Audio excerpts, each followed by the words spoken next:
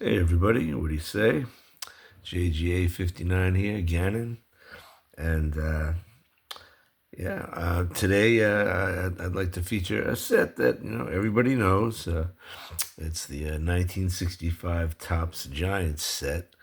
If you look at the box, though, that it came in 1964, the cards were referred to as giant-sized all-stars.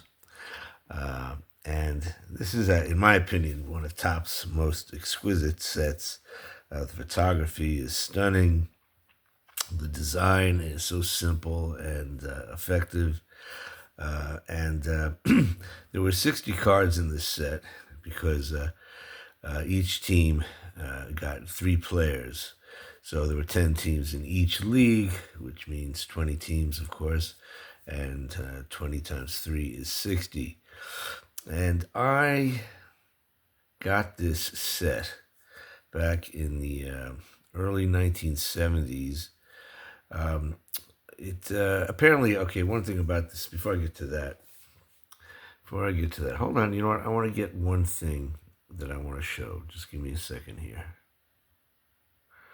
Okay, we're back again. This set was actually issued late in the season, at the end of the summer, possibly, towards Labor Day.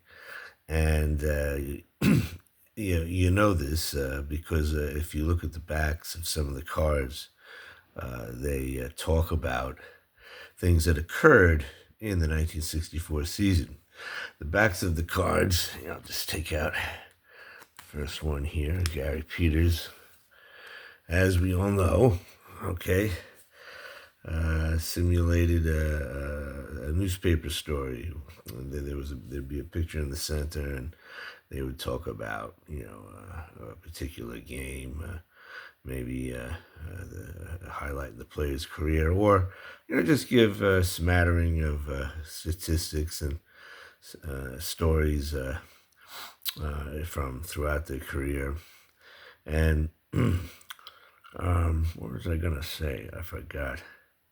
Oh yeah, well, I mean, the reason we know this came out late in the season. I mean, of course, if this were 1964, we would know they came out late in the season because we'd see that it was late in the season when they came out. But if we want to be historians, I mean, you can look at the back of Johnny Carlson's card, for instance, and it talks about his home run that won the All-Star game for the National League at Shea Stadium. And then this guy here, Ken Johnson, he pitched and lost a 9-inning no-hitter earlier that year on April 23rd versus the Reds. He lost the game 1-0. And so he pitched a no-hitter and lost. And that happened earlier in the season. So, these cards were pretty much up to date with what was happening. And we'll just look through them real quick. I just think these are visually stunning cards, great photography. And, there's Sandy Koufax down on the bottom. Of course, Topps used that image for his 1965 Topps card. Let's see. Let's go through these real quick. Hopefully the book won't fall down. All right, Milt Pappas on the Orioles, Ron Hunt. He was the Mets' one true all-star. Of course, Whitey Ford and the great shortstop Roy McMillan. He was at the end of his career there. I think he played one more year. Okay. And you got Rocky Colavito, who'd been traded in the offseason to the Athletics. Jim Bunning, who had pitched. I wonder if they talk about his perfect game. Yes. Wait a minute. In 1963, I thought he pitched that perfect game in 1964. Huh. It's weird. I gotta look into that. Anybody know about that? It says the Philadelphia Phil's right-handed pitching star threw a perfect no-hit ball game against the Mets in June 63. I thought it was 64. Well, I'm using the phone now to film this, so I can't look it up. But at any rate, let's see if we can put this in without damaging the corners. I love that one of Roberto Clemente. Great picture of Al Kaline. Yeah, wow. Yeah. Can you imagine if they would have just been, regular sized baseball cards? Oh, by the way, these measure 3 1/8 by 5 1/4 inches. Yeah, about the size of a postcard.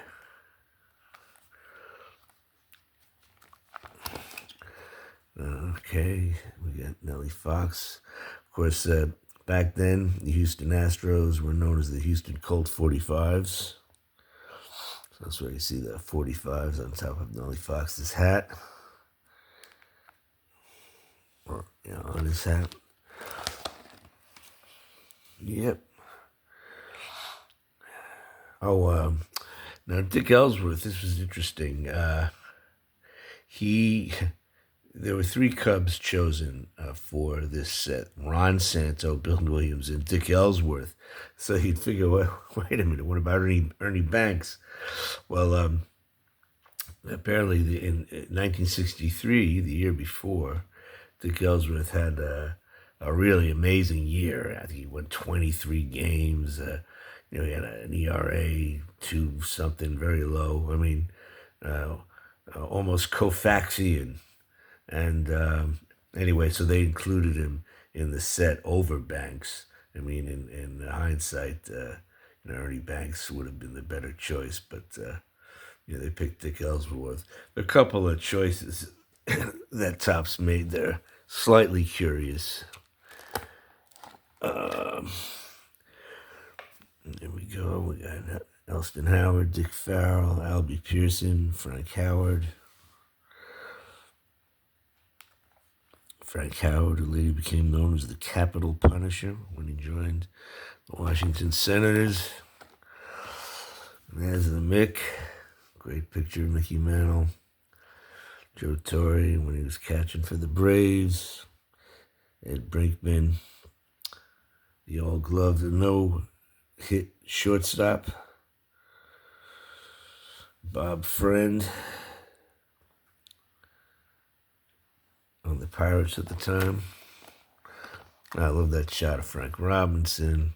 Then you got Bill Freehan, Warren Spahn, Camilo Pascual. Yeah, Warren Spahn was pretty much on his way out at this point, but if anyone ever deserves a card on an all-star set, it would be Warren Spahn. Pete Ward, Jim Maloney.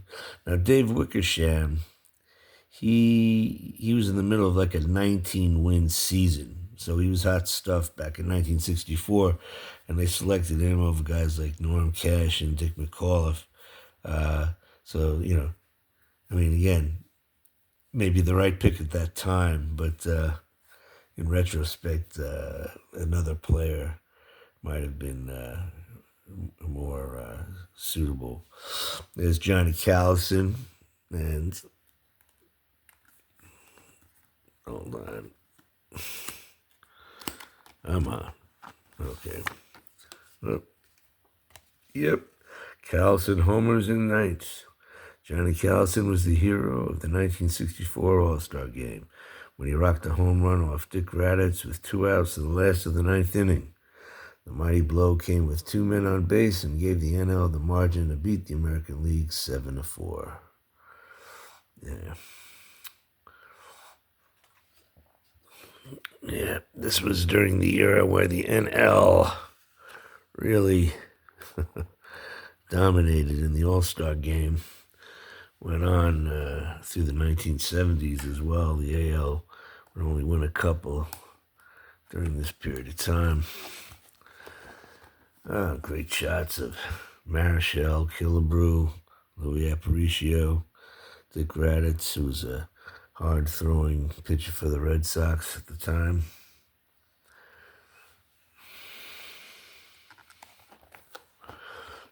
Bob Gibson went on to become the World Series hero that year. The Cardinals beat the Yankees in the 1964 World Series in 7 games.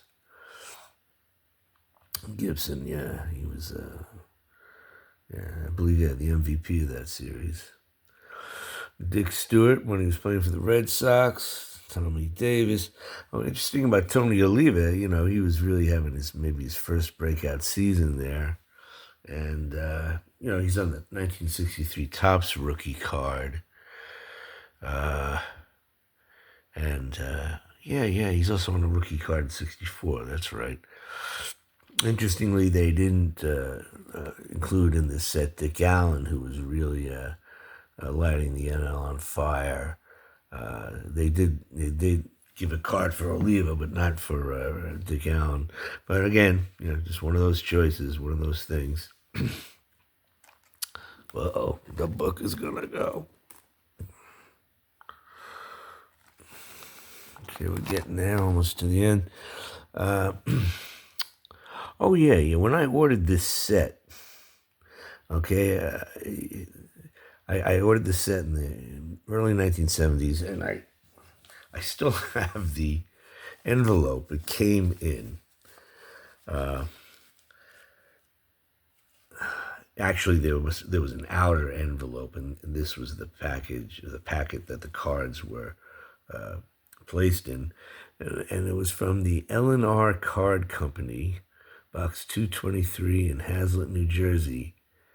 And I must have found their ad in the back of like a Baseball Digest magazine or something like that, and I got the cards very cheaply. Probably, something like $14. As I mean, that number seems to stick in my head. But when they sent the cards, and they sent some doubles, by the way, you'll see that in a second, but they didn't send Galen Cisco, the pitcher for the New York Mets. So, I kept these cards in this envelope. I mean, up to just a few years ago. And I finally decided to get them out, put them in a binder. And I said, hey, where's Galen Cisco? So I ordered one off of eBay. I'm not sure. It looks like there's a little scratch over there or something. Oh, well. Still, it's a really nice card. And then you got Yaz, Carly Yastrzemski. Quick, spell it. Let me see if I can spell it. Yastrzemski. Yes. Okay. Hank Aaron, Brooks Robinson, Willie Mays, whose birthday is today. Right. Today's May 6th. Happy birthday, Willie Mays. And Billy Williams. Yeah, we just lost Willie last year. This is our first birthday. I don't know. I can't remember exactly what day he died. Was it right after his birthday last year or right before? Anyway, there'll be nobody to replace him, that's for sure. Okay, getting near the end here. Juan Pizarro, Leon Wagner, Orlando. See that? Well, I forgot to mention that this video is brought to you by Fred Flintstone and Barney Rubble Productions. Okay, Orlando Cepeda, Veda Pinson.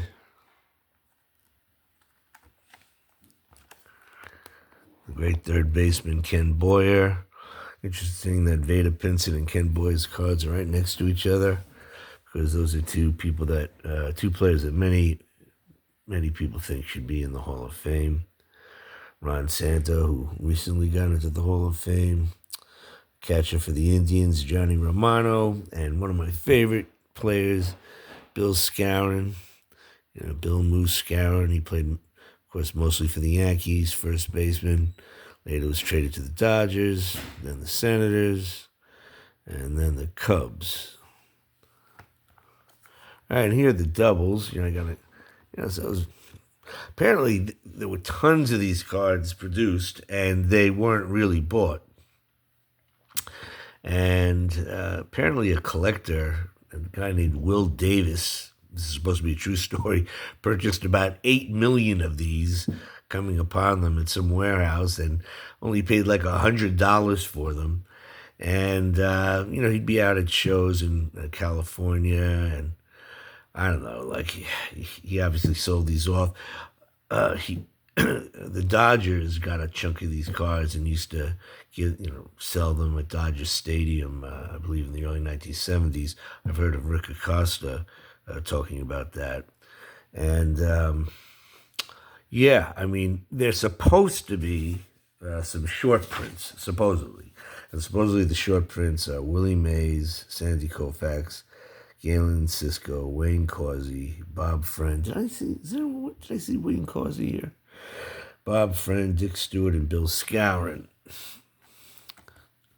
But I don't really know if there are any short prints, to be honest with you. It's nice that I got a couple of extra of these cards. Clemente, Mantle, and Killebrew. Oh, and I got it. Oh, now we're going to really get into the weeds, because I was reading something on the Net 54 baseball card forum, and there's this guy there. He writes posts all the time there, and I can't remember his real name, but his name on the site is Jolly Elm, and I want to make sure I attribute this information to him.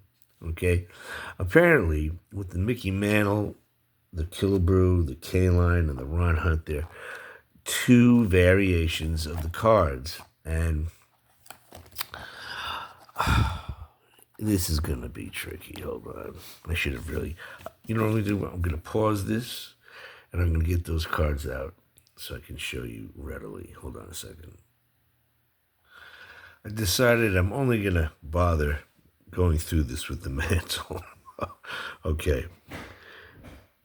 These are very, obscure, minor changes. But if you look at the bottom of this Mantle, there's a black line going across his arm down there. All right, and on this one, there isn't.